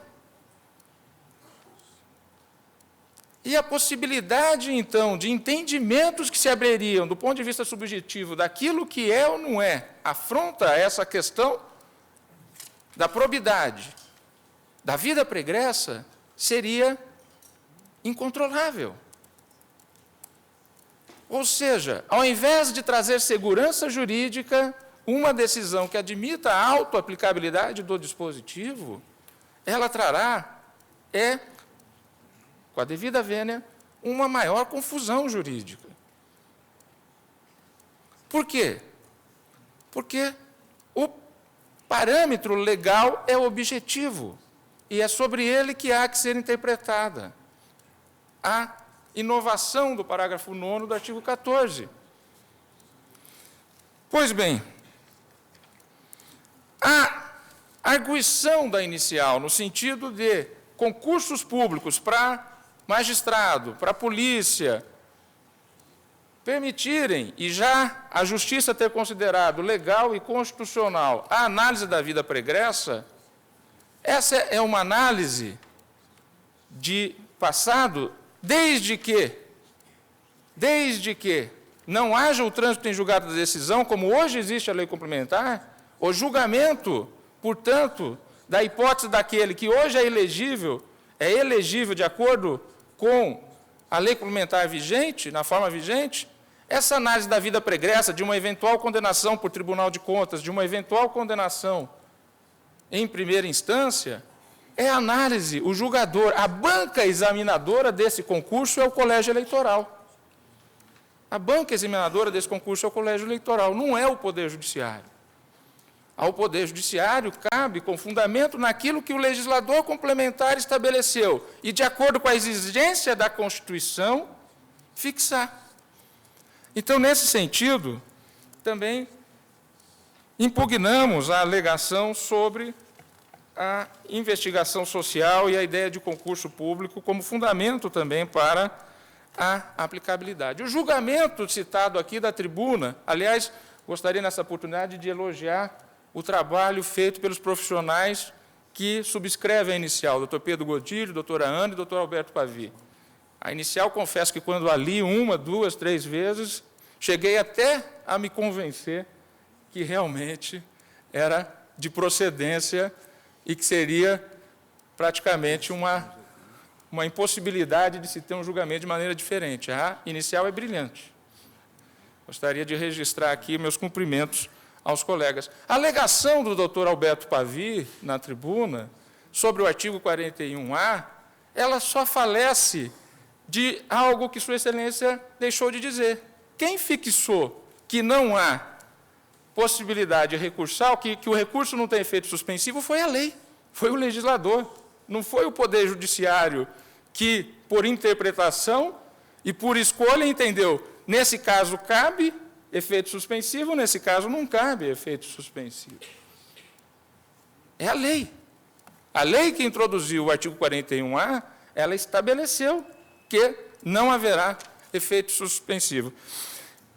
Por todas essas razões, senhor presidente, agradecendo o tempo outorgado, a Presidência da República e a Advocacia pugna, sem deixar de reconhecer as razões que levaram a AMB a propor a ação, pugna pela improcedência do pedido. Muito obrigado. Ministro Celso, as preliminares, portanto, foram... Há algumas preliminares, eu poderia sintetizá-las, em vez de proceder à leitura do voto, e deixaríamos para a segunda parte, então, a leitura, o exame do próprio fundo da controvérsia. Não é mesmo? Ainda há preliminares a respeito da... Sim, do presidente do Senado. Do presidente do Senado. Não é?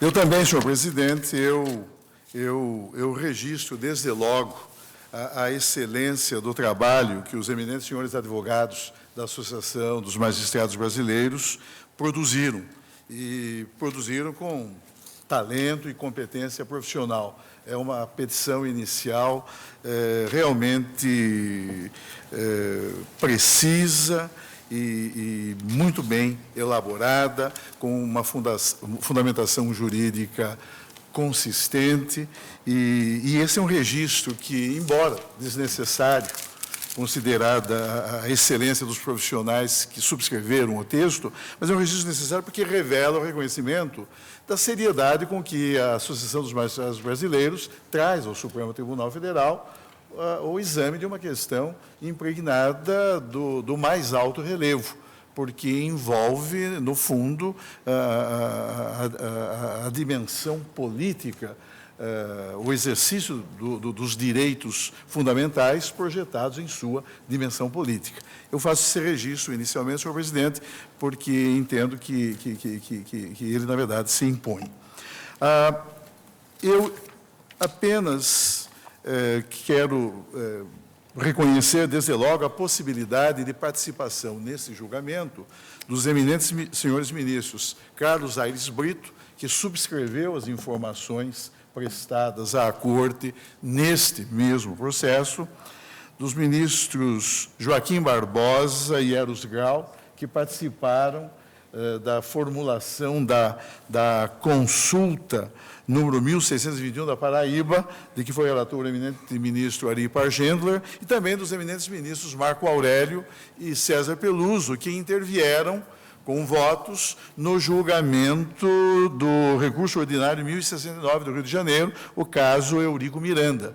Não obstante a intervenção desses eminentes senhores ministros do tribunal, 5 ministros, a jurisprudência do Supremo Tribunal tem entendido que, em matéria de fiscalização abstrata, não incide qualquer razão de impedimento que justifique o afastamento dos magistrados do Supremo Tribunal Federal que intervieram em julgamentos questionados ou em decisões emanadas do Tribunal Superior Eleitoral. Lembro que impugna-se nesta ADPF também a interpretação que o Tribunal Superior Eleitoral vem dando ao longo dos tempos aos preceitos referidos, e de que resultou, inclusive, a formulação de enunciados sumulares. No entanto, tendo em vista os diversos precedentes que há nessa matéria, inclusive envolvendo processos de controle abstrato instaurados em face de resoluções emanadas do próprio Tribunal Superior Eleitoral, eu entendo, senhor presidente, na linha desses precedentes, que os ministros do Supremo Tribunal Federal que participaram no Tribunal Superior Eleitoral dos julgamentos sobre a matéria em causa, julgamentos que dão fundamento às interpretações que estão sendo questionadas nesta ADPF, não incidem em qualquer situação de incompatibilidade processual. E, por isso, inclusive o eminente ministro Carlos Brito, presidente do TSE, e que prestou formalmente informações dos autos, todos eles podem perfeitamente participar do julgamento dessa causa. Um esclarecimento, ministro. Pois não. Foi suscitada essa preliminar? Não, eu apenas, Vossa Excelência está registrando. apenas registrando, porque acho importante. É importante, sem dúvida porque alguma. senão, na verdade, É julgado que geraria seria enorme perplexidade Sim. diante dos precedentes se ela tivesse sido suscitada, Sim, não, mas eu principalmente acho que- pelo presidente do Senado Federal. Mas eu acho importante, de ofício, suscitar essa questão para reafirmar a diretriz jurisprudencial que tem prevalecido nos diversos precedentes do tribunal em matéria de fiscalização abstrata, envolvendo, inclusive, deliberações ou resoluções emanadas do Tribunal Superior Eleitoral. Não há aí qualquer confusão, considerada a participação do ministro no Tribunal Superior Eleitoral e a participação do ministro no Supremo Claro. Tribunal Federal. Sim, sim. E no precedente citado por Vossa Excelência, originário do Rio de Janeiro, Sim. ocorreu até uma curiosidade a revelar a equidistância daqueles que personificam o Estado juiz. Um flamenguista votou a favor do vascaíno e o vascaíno votou contrário ao candidato vascaíno. Senhor, Estava fazendo campanha do Roberto Dinamite. senhor presidente, não há nenhum questionamento em torno da legitimidade ativa ad causam da Associação dos Magistrados Brasileiros. Observou-se, no caso, o princípio da subsidiariedade. Isso, aliás, foi destacado muito bem pelo eminente ministro Carlos Brito nas informações que prestou a esta Corte.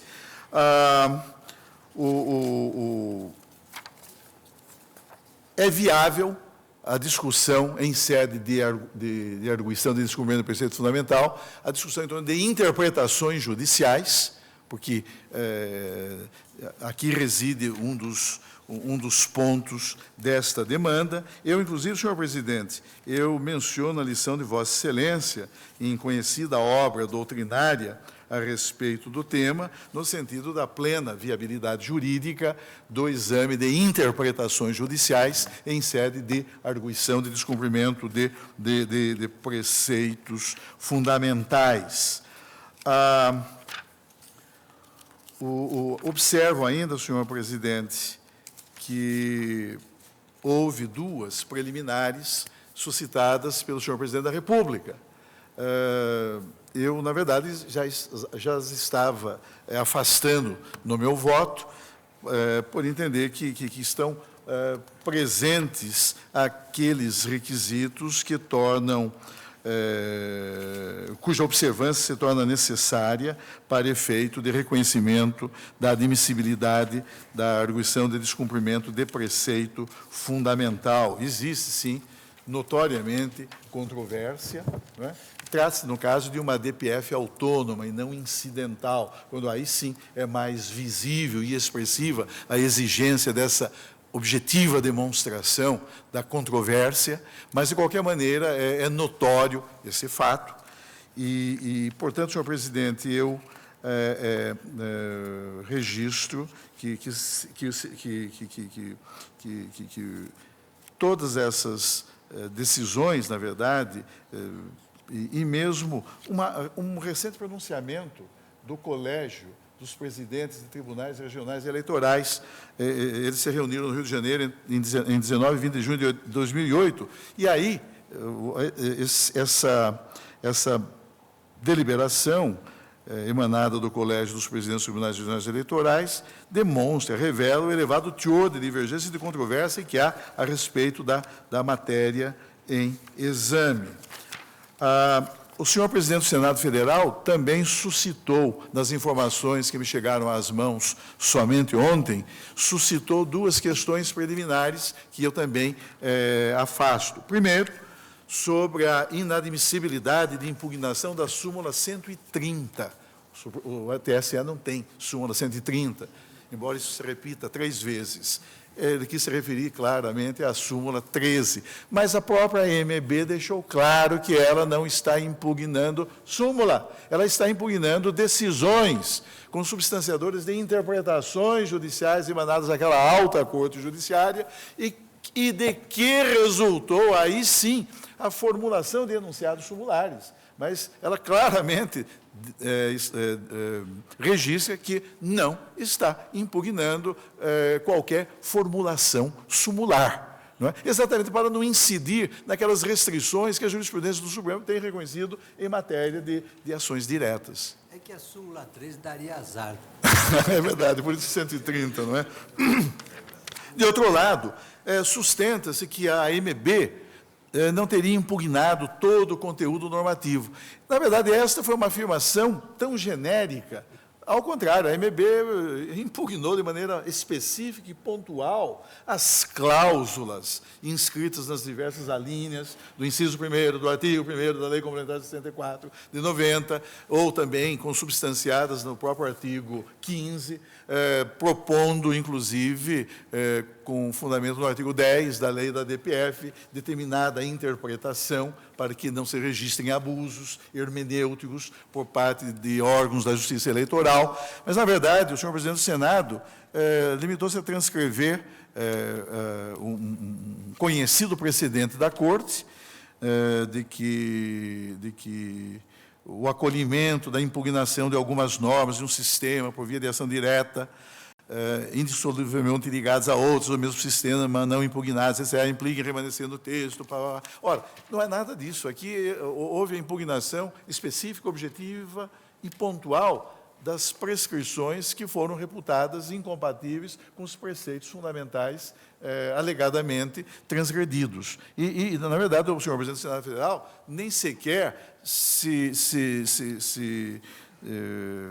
indicou quais seriam as outras normas componentes desse sistema que estariam indissoluvelmente ligadas às regras em exame. Foi apenas uma manifestação, que eu diria, de passagem, passageira, não é, a respeito de uma preliminar de todo incabível. Assim, senhor presidente, com todas essas observações, eu rejeito as preliminares suscitadas. Alguma dúvida, senhores ministros? Presidente, a coerência deve primar os atos humanos.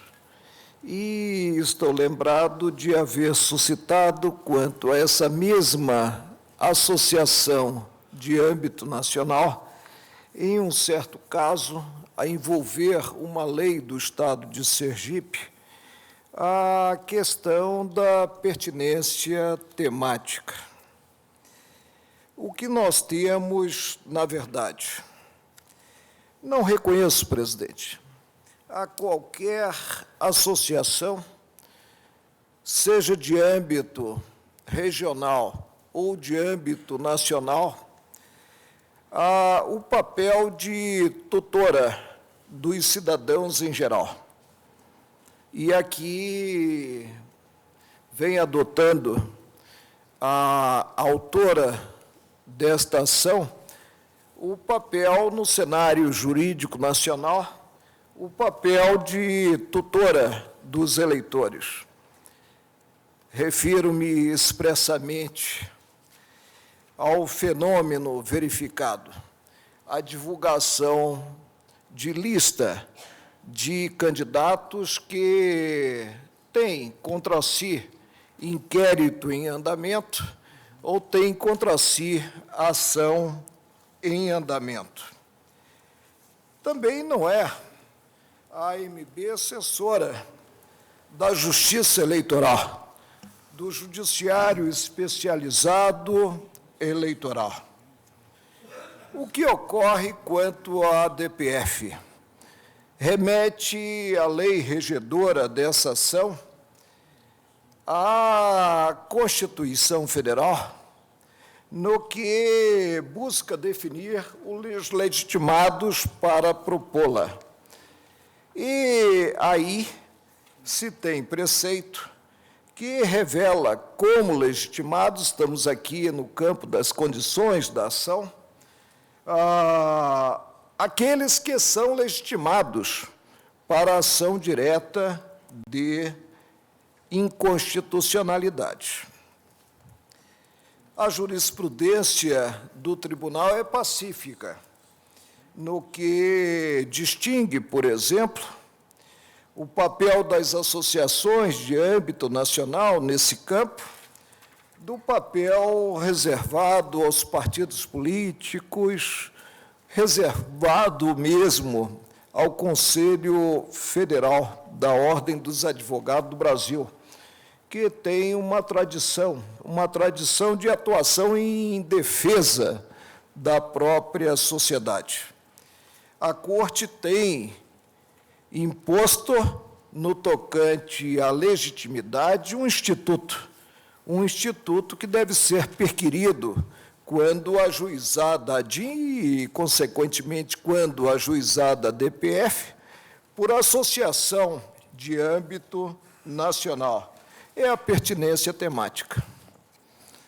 E não consigo, por mais que me esforce, como não consegui também ver a pertinência temática quanto à legitimação da AMB para impugnar a lei de Sergipe, que versava a prerrogativa dos delegados, não consigo, por mais que me esforce, a não ser que admita que a AMB está no mesmo patamar do Conselho Federal da Ordem dos Advogados do Brasil, não consigo perceber a pertinência temática quanto ao ajuizamento, quanto à matéria de fundo versada na inicial. Como houve o destaque, eu estava me reservando a votar sob esse ângulo quando chegasse a oportunidade, fazendo de forma concentrada, presente a concepção quanto à matéria de fundo. Mas houve o destaque das preliminares e eu me permito, presidente, até para guardar a coerência, concluir, e já chego ao voto da matéria, concluir pela ilegitimidade a de causa ativa. Senhor presidente, eu tenho o voto, posso lê-lo aqui, mas eu reconheço a AMB, a qualidade para agir e tenho presente o atendimento por ela, a satisfação por ela, desta exigência jurisprudencial concernente à pertinência temática, pelos motivos que eu aqui exponho. Eu poderei ler o voto nesse ponto. Não é necessário. Acho que... Porque, senhor presidente, eu não vejo como, contrariamente, já está vendo o entendimento do ministro Marco Aurélio, entender-se que a OAB seja um legitimado universal e a AMB, a Associação dos Magistrados Brasileiros, não o seja. Eu não entendo qual o critério, com que critério poderíamos estabelecer essa distinção. Presidente, referi-me à tradição e à jurisprudência da própria Corte. Não tivesse havido o veto ao inciso 2 do artigo 2º da Lei 9.882, que cogitava da legitimação de todo e qualquer prejudicado ou ameaçado em certo direito por ato do poder público, eu concluiria pela legitimação da AMB. Mas como vejo a AMB, como existem outras associações que também congregam magistrados, como uma entidade de classe de âmbito nacional, eu assento quando a devida vênia daqueles que a colocam no mesmo patamar do Conselho Federal da Ordem dos Advogados do Brasil, não faço, eu assento a ilegitimidade para a propositura. No caso, todavia, eu acho que, primeiro, a polêmica já instaurada, inclusive por conta da adentrarmos a matéria é a maior possível. Do vínculo de pertinência. O vínculo de pertinência, por parte da própria associação. Depois, nós tivemos aqui a manifestação clara do próprio Procurador-Geral da República no sentido da procedência, o que significaria também uma manifestação num processo objetivo, no sentido da viabilidade. E não implicando, digamos, o reconhecimento dessa legitimação universal, mas considerando exatamente a relação de pertinência entre os objetivos institucionais e o conteúdo das normas e a proposta formulada pela própria AMB. No caso específico, eu creio que depois nós podemos e deveremos, talvez, discutir essa questão em outros casos, mas, no caso específico, a própria polêmica instaurada a partir da ação institucional da AMB, acho que recomenda que nós conheçamos da ação. Ministro Carlos Alberto Direito. Senhor presidente, eu vou pedir vênia ao eminente relator, mas eu tenho a mesma convicção firmada pelo ministro Marco Aurélio. Eu tinha também resolvido, como, aliás, ao meu ver, converge o ministro Marco Aurélio, de não levantar esta preliminar, entendendo que a matéria está posta, o eminente Procurador-Geral da República fez a sua intervenção e o tema merece decidido pela Suprema Corte, considerando especificamente a proximidade do processo eleitoral e, igualmente, as manifestações variadas dos juízes e dos tribunais regionais eleitorais, embora manifestações indevidas, porque já contrárias à manifestação primeva do Tribunal Superior Eleitoral. Mas, já que a preliminar é arguída, eu peço vênia ao eminente relator para entender também que a Associação dos Magistrados Brasileiros tem uma finalidade institucional. E essa finalidade, com todo o maior respeito, não está agasalhada na questão submetida a esta Corte, que diz respeito ao processo eleitoral. Eu, portanto, peço vênia ao relator e acompanho o voto do eminente ministro Marco Aurélio no sentido de acolher a preliminar de legitimidade ativa da Associação dos Magistrados. Portanto, em relação a essa questão, eu proclamo o resultado. O tribunal rejeitou todas as preliminares. Eu vou acompanhar o ministro Marco Aurélio, com a observação, inclusive, de que há um princípio outro aí, um cânone outro, que é o da neutralidade do magistrado. E eu diria mesmo até que o envolvimento nessa questão talvez acabasse levando ao impedimento dos magistrados que optaram por esse caminho, amanhã ou depois, para julgar qualquer processo em que se discuta a matéria. Talvez o receio da associação de ver os filiados votando em candidatos que tenham inquérito ou processo crime. Bom, mas então eu proclamo o resultado. Em relação às demais preliminares, houve rejeição unânime. Em relação à questão da legitimidade, o eminente relator a rejeitou, que foi acompanhado pela maioria dos ministros, vencidos o ministro Marco Aurélio, o ministro Carlos Alberto Direito e o ministro Eros Grau. Só para consignar, senhor presidente, que eu estou, nesse caso, com devido respeito, acompanhando o eminente relator pelas particularidades do caso, e não estou me comprometendo com a tese que a associação tem essa pertinência. Eu tenho a impressão que em outros momentos nós caráter teremos universal. oportunidade. É porque há uma série de fatos aí que envolve pronunciamento de juízes, crítica de juízes, etc. A própria ação institucional. Exatamente. Agora, de qualquer maneira, eu não envolve, reconheço inclusive, essa questões legitimação disciplinares universal. da magistratura. Mas, Isto vai ficar claro no voto. Especificamente no caso. O relator, caso. na verdade, imaginou que a matéria não daria em si tanta polêmica e, por isso, quis adiantar a sua manifestação. Senhor presidente, queria fazer apenas uma rápida intervenção também, em razão da questão suscitada pelo eminente ministro Joaquim Barbosa. Sim. Eu gostaria de afirmar que a legitimação universal da Ordem dos Advogados do Brasil decorre expressamente da lei, do Estatuto da OAB, que é a Lei 8.906, de 94, que no artigo 44 estabelece que compete à OAB defender a Constituição, a ordem jurídica do Estado Democrático de Direito, os direitos humanos, a justiça social e pugnar pela boa aplicação das leis, pela mais rápida aplicação da justiça e pelo aperfeiçoamento da cultura e das instituições jurídicas. Também a semelhança do que fez o eminente ministro César Peluso, não me comprometo com a tese da abrangência da legitimação, eu não estou sustentando assim como essa também tese. fez o eminente ministro relator.